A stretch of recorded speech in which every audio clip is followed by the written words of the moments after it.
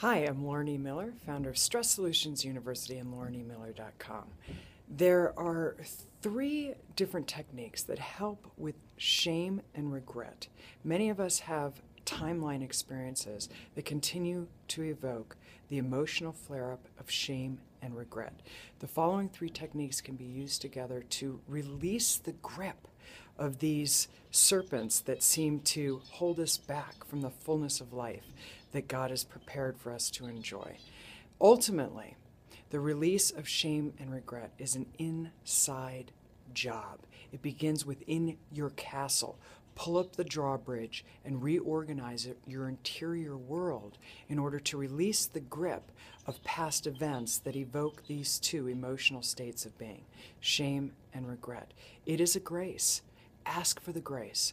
Pray for the grace to release the flare-ups as a result of continually replaying events in your life that you have a sense of regret as well as a sense of shame over.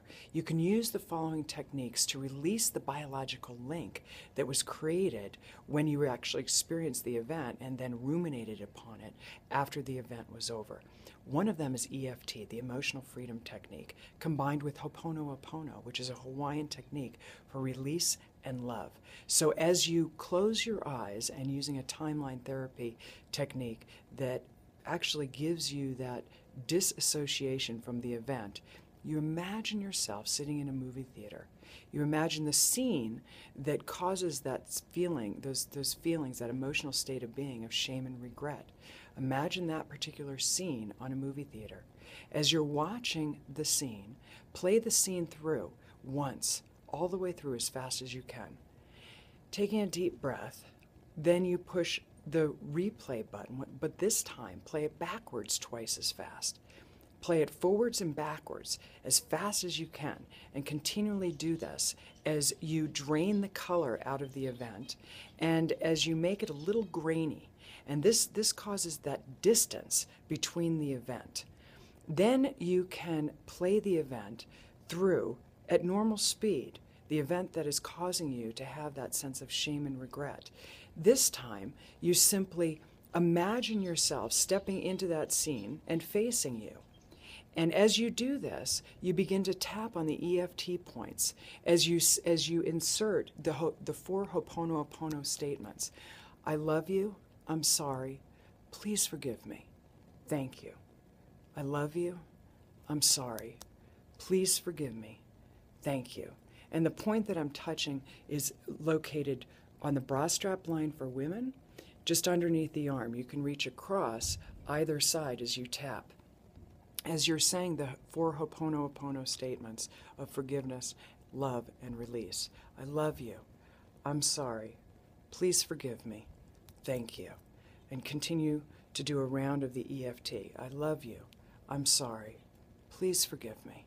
Thank you.